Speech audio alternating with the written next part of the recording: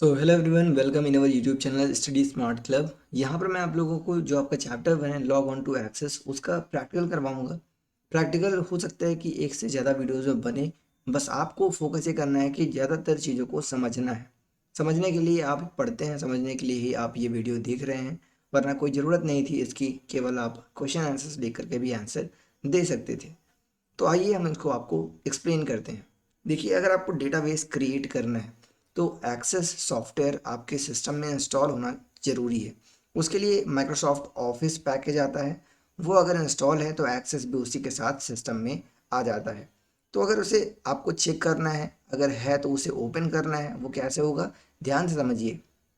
आपको अपने इस माउस पॉइंटर को लेकर के आना है एकदम लेफ्ट साइड बॉटम कॉर्नर पे, और जब आप लाएंगे देखेंगे कि स्टार्ट लिख जाएगा। स्टार्ट बटन ये है आपके कंप्यूटर सिस्टम में, यहाँ पर स्टार्ट बटन होता है। आपको इसे क्लिक करना है। क्लिक करने के बाद यहाँ पर आपको टाइप करना है एक्सेस। याद रखिए, स्टार्ट बटन के साथ साथ आप यहाँ पर सर्च बार पे भी जाकर एक्सेस टाइप कर सकते हैं। तो आपको लिखना है ACCESS एक्सेस लिखेंगे तो देखेंगे कि यहाँ पर कुछ प्रोग्राम्स की लिस्ट आएगी, और जिसमें से आपको माइक्रोसॉफ्ट ऑफिस एक्सेस 2007 ओपन कर लेना है। इस पे क्लिक करना है और ये ओपन हो जाएगा। ओपन होने के बाद आपको सबसे पहले यहाँ पर समझना है कि हम डेटाबेस क्रिएट करेंगे तो डेटाबेस दो तरीके से क्रिएट किया जा सकता है। एक तो है ब्लैंक डेटाबेस, जहाँ पर आपको शुरू से सब कुछ बनाना पड़ेगा फ्रॉम स्क्रैच, यानी कि ना आपको टेबल बनी हुई मिलेगी, ना आपको कोई भी फॉर्म रिपोर्ट क्वेरी बना हुआ मिलेगा। आपको सब कुछ खुद से क्रिएट करना होगा। जब आप ब्लैंक डेटाबेस चूज करते हैं तो आपको खाली एक टेबल एकदम ब्लैंक देखने को मिलती है, उसी से फिर आपको धीरे धीरे करके सब कुछ क्रिएट करना होता है। ये भी हम आपको बताएंगे मेथड, लेकिन उससे पहले आपकी अंडरस्टैंडिंग डेवलप करने के लिए हम यूज करेंगे लोकल टेम्पलेट्स का। ये होगा हमारा दूसरा मेथड जिसके थ्रू हम क्रिएट कर सकते हैं डेटाबेस को। देखिए, ये आपका ऑफिस 2007 है, तो यहाँ पर कुछ लोकल टेम्पलेट्स ऑलरेडी डाउनलोडेड आपको इस सॉफ्टवेयर में मिल जाएंगे।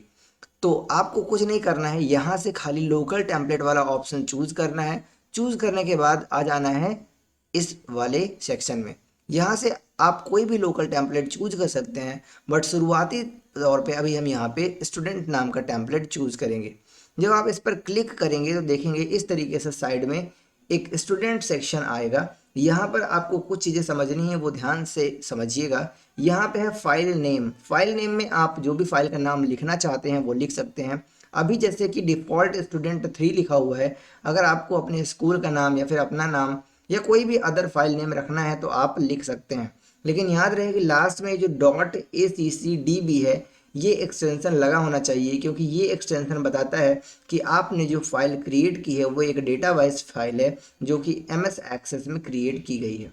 साथ में आप देख सकते हैं कि नीचे यहाँ पर लिखा हुआ है लोकेशन, कि ये फाइल कहाँ पर जाकर सेव होगी।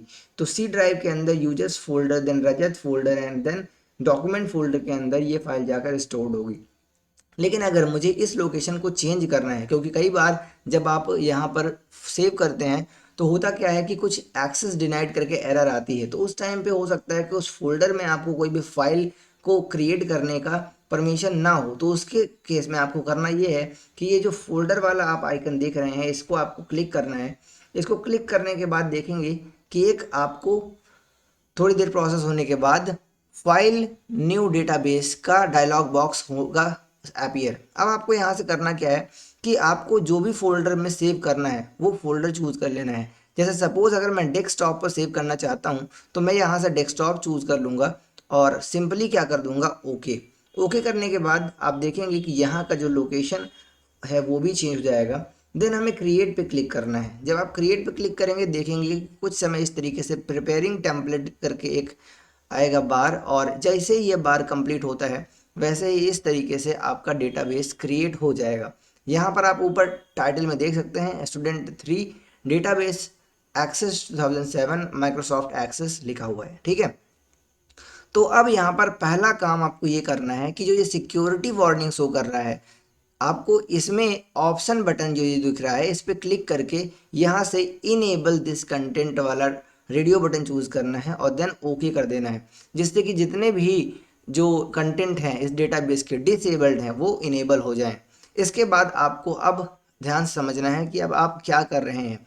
ये जो नेविगेशन पैन आप देख रहे हैं, आपको इस पर क्लिक करना है। जैसे ही क्लिक करेंगे देख लीजिए इस तरीके से जितने भी इस टेम्पलेट के अंदर form, report, query and tables हैं वो सब आपको इस नेविगेशन पैन में देखने को मिल जाएंगे। क्योंकि मैंने आपको पहले भी बताया था कि डेटाबेस में 4 एलिमेंट्स होते हैं, table, form, query and reports, तो वो यहाँ पर हैं। अब आप समझिएगा कि इनमें से कौन सा टेबल की फाइल है, कौन सा फॉर्म है, कौन सा रिपोर्ट है। ठीक है, तो इसके लिए आप सबसे पहले इनके आइकन्स के ऊपर नज़र डालिए। जब आप आइकन पर नज़र डालेंगे तो आप इजीली पहचान पाएंगे कि फॉर्म और टेबल और क्वेरी और रिपोर्ट कौन कौन से हैं। तो जहाँ पर आप इस तरीके से जो भी सिंबल देख रहे हैं, जहाँ पर टॉप पर पिंक कलर की एक लाइन है और उसके बाद फिर एक बॉक्स बना हुआ है। ठीक है, ये जो है हमारे फॉर्म के आइकन्स हैं। तो जहाँ पर भी आप इस तरीके से आइकन देखेंगे ये समझ जाइएगा कि ये फॉर्म वाली फाइल है। ठीक है, फॉर्म का ऑब्जेक्ट है। तो एक फॉर्म का नाम है स्टूडेंट डिटेल, दूसरे फॉर्म का नाम है स्टूडेंट लिस्ट और यहाँ पे तीसरे फॉर्म का नाम है गार्जियंस सब फॉर्म। ठीक है, अब आप समझिए कि यहाँ पर जो भी आप ग्रीन आइकन देख रहे हैं ये सारे, यहाँ पर ये सारे ग्रीन आइकन्स ये शो कर रहे हैं कि ये सभी रिपोर्ट्स हैं। ठीक है, तो ऑल स्टूडेंट्स नाम की एक रिपोर्ट है, एलर्जीज एंड मेडिकेशंस नाम से एक रिपोर्ट है। इसी तरीके से यहाँ पर 1 2 3 4 5 6 7 8 रिपोर्ट्स टोटल इस डेटाबेस में क्रिएटेड हैं।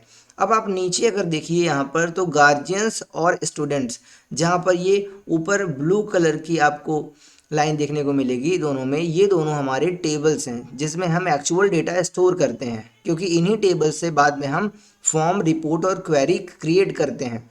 अगर नीचे देखेंगे यहाँ पर जहाँ पर डबल टेबल बनी हुई है, एक दूसरे के ऊपर ओवरलैप कर रही हैं, तो ये आइकन शो करते हैं कि ये दोनों क्वेरी हैं। ठीक है, तो ये तो मैंने आपको ऐसे ही बता दिया रफली। अगर मान लीजिए आप भूल जाते हैं तो उसके लिए क्या करेंगे, कैसे आप पहचानेंगे कि कौन सा आइकन किसके लिए था। तो आप यहाँ पर सिंपली क्रिएट बटन पे क्लिक कर दीजिएगा, क्रिएट टैब पर। तो यहाँ पर आप देखेंगे कि ये जो टेबल वाला आइकन दिख रहा है ये सेम यहाँ वाले आइकन से मैच कर रहा है।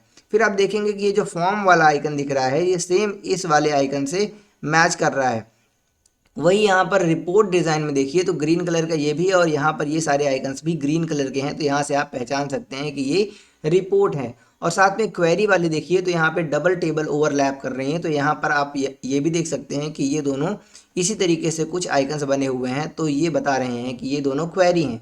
तो इस तरीके से कभी आप भूल जाएँ तो आप यहाँ क्रिएट टैब पर जा करके वापस से रिकॉल कर सकते हैं, क्योंकि यहाँ पर हर एक बटन के नीचे लिखा भी हुआ है कि आखिर ये किसके लिए बटन है। ठीक है, अब आप समझिएगा कि आपको यहाँ पे अब करना क्या है। क्योंकि अभी शुरुआत में क्या है, स्टूडेंट लिस्ट नाम की ये जो आपकी फॉर्म है ये ओपन है। अब इस फॉर्म में आपको मान लीजिए कोई और न्यू फील्ड ऐड करनी है। अभी यहाँ पे टोटल 7 फील्ड्स हैं, ID, first name, last name, email address, business phone, company and job title. पर सपोज इसके बाद हमें कोई और न्यू फील्ड ऐड करनी है जो कि ऑलरेडी हमारे टेबल में मौजूद है। क्योंकि ये जो फॉर्म बनाया गया है स्टूडेंट लिस्ट, ये हमारे इसी स्टूडेंट नाम की टेबल से क्रिएट किया गया है। ठीक है, तो स्टूडेंट नाम की टेबल में देखिए तो बहुत सारे फील्ड हैं, जैसे company, last name, first name, email address, student ID, level, room. उसके बाद आप सीधे ये नीचे स्क्रॉल करेंगे तो इस तरीके से देखेंगे कि बहुत सारे यहाँ पर फील्ड्स हैं इस स्टूडेंट नाम की टेबल में। तो इन सारे फील्ड्स को हम अपने फॉर्म में भी जब चाहें तब ऐड कर सकते हैं। ठीक है, फॉर्म जब आपने ओपन किया हुआ है यहाँ पर देखिए तो इधर से स्विच भी कर सकते हैं। अब अगर सपोज यहाँ पे हमें कोई फील्ड ऐड करनी है तो कैसे ऐड करेंगे, इसके लिए आपको सबसे पहले तो होम टैब पर क्लिक करना है और व्यू पर जाना है, व्यू बटन। होम टैब पर क्लिक करने के बाद व्यू बटन जब आप क्लिक करेंगे तो देखेंगे यहाँ पर 4 व्यू मौजूद हैं, जिसमें कि अभी करंट में फॉर्म व्यू ओपन है। तो अगर आपको कोई न्यू फील्ड यहाँ पर ऐड करनी है जो कि ऑलरेडी टेबल के अंदर एग्जिस्ट करती है, तो उसके लिए आपको या तो डेटा सीट व्यू चूज कर लेना है या तो लेआउट व्यू। मैं आपको बता देता हूँ कि कैसे आपको करना है। सबसे पहले आप लेआउट व्यू चूज करिए तो देखिए यहाँ पर ऐड एग्जिस्टिंग फील्ड का एक बटन मिलेगा। ठीक है, तो अगर ये ऐड एग्जिस्टिंग फील्ड का बटन एक्टिव है तो इस तरीके से फील्ड लिस्ट आपको यहाँ पर देखने को मिलेगी। अगर ये एक्टिव नहीं है तो मतलब फील्ड लिस्ट देखने को नहीं मिलेगी, कुछ इस तरीके से देखने को मिलेगा। तो आपको क्लिक कर देना है सिंपली इस ऐड एग्जिस्टिंग फील्ड पर, तो देखेंगे ये फील्ड लिस्ट वाला ऑप्शन यहाँ से आ जाएगा। ठीक है, दूसरा आप क्या कर सकते हैं, सपोज आपने यहाँ से लेआउट व्यू ना चूज करके डेटा शीट व्यू चूज किया है, तो यहाँ से आप कैसे उस फील्ड लिस्ट को लाएंगे। इसके लिए आपको सबसे पहले सिंपली यहाँ पर किसी भी एक कॉलम हेडर पे क्लिक कर देना है। देखिए जब भी आप माउस के पॉइंटर को कॉलम हेडर पे ले जाएंगे, यानी जो ऊपर ये ID, first name, last name लिखा हुआ है ना, इन पर जब आप मूव करेंगे तो देखेंगे कि इस तरीके से एक डाउन एरो बन जाएगा। आपको एक बार टैप करना है, क्लिक करना है, तो देखेंगे इस तरीके से पूरा पूरा कॉलम सिलेक्ट हो जाएगा। ध्यान रहे कि आपको कोई एक बॉक्स सिलेक्ट नहीं करना है, इस तरीके से पूरा कॉलम ही सिलेक्ट करना है। पूरा कॉलम सिलेक्ट करने के बाद सीधे राइट क्लिक करना है और देखेंगे नीचे यहाँ पर ऐड एग्जिस्टिंग फील्ड्स का ऑप्शन मिलेगा। इस पर आपको क्लिक कर देना है। देखेंगे कि फिर से फील्ड लिस्ट वाला ऑप्शन मिल जाएगा। अब देखिए अगर इनमें से कोई भी एक फील्ड मुझे अपने इस करंट फॉर्म के अंदर चाहिए तो उसके लिए हमारे पास दो मेथड हैं, हम दो तरीके से ऐड कर सकते हैं। पहला मेथड ये है कि हम डबल टैप करेंगे, डबल बार क्लिक करेंगे हम किसी भी फील्ड पर और वो हमारा इस फॉर्म वाली टेबल में ऐड हो जाएगा। जैसे सपोज अगर मुझे इस लेवल नाम की फील्ड अपने इस फॉर्म में चाहिए तो मैं इस लेवल पे डबल क्लिक करूंगा। ठीक है, ध्यान से देखिएगा, ये मैंने डबल क्लिक किया और आफ्टर प्रोसेसिंग यहाँ पर देखेंगे कि लेवल नाम का एक ये कॉलम ऐड हो गया है। ये तो मैंने डबल क्लिक करके ऐड किया। दूसरा तरीका क्या है कि अगर सपोज मुझे डेट ऑफ बर्थ का यहाँ पर कोई कॉलम चाहिए तो उसके लिए हम क्या करेंगे, ड्रैग एंड ड्रॉप। तो अगर हम ड्रैग करते हैं इधर, ठीक है, ड्रैग करने के लिए माउस के लेफ्ट बटन प्रेस करके होल्ड करना होता है और देन मूव करना होता है इस माउस पॉइंटर को। तो जब आप ड्रैग करेंगे तो यहाँ पर लाएंगे, क्योंकि यहाँ पर कोई टेबल नहीं है इस वजह से इस तरीके से ब्लॉक का सिंबल दिख रहा है। लेकिन जैसे ही आप इसको ऊपर मूव करेंगे तो देखेंगे येलो कलर की लाइन शो होने लगी है। तो जैसे ही आप इसको ड्रॉप कर देंगे देखेंगे कि डेट ऑफ बर्थ नाम का ये जो एक कॉलम है वो ऐड हो जाएगा। ठीक है ना।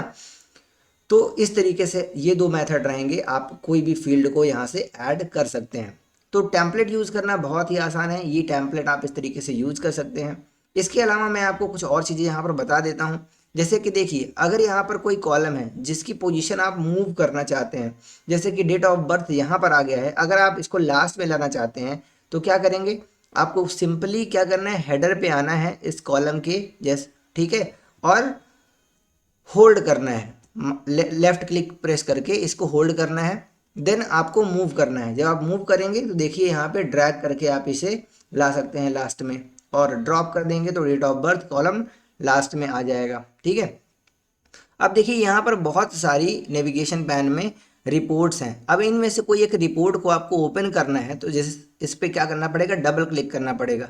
जैसे मैं ऑल स्टूडेंट पे डबल क्लिक करता हूँ, ठीक है, डबल क्लिक, तो यहाँ पे देखिए ऑल स्टूडेंट करके एक रिपोर्ट आ गई है। अब इस रिपोर्ट में अभी कोई भी डेटा शो इसलिए नहीं कर रहा है क्योंकि हमारे मेन टेबल में कोई भी डेटा नहीं है। मेन टेबल में डेटा एंटर करने के लिए आप टेबल में भी जा करके इस तरीके से बॉक्सेस में क्लिक करके one by one data feed कर सकते हैं। दूसरा आप स्टूडेंट ये जो फॉर्म है इस पर भी जा करके डेटा को लिख सकते हैं। तो चलिए मैं आपको यहाँ पे डेटा लिख करके दिखाता हूँ और दिखाता हूँ कैसे किस तरीके से वो रिपोर्ट और क्वेरी में रिफ्लेक्ट करता है।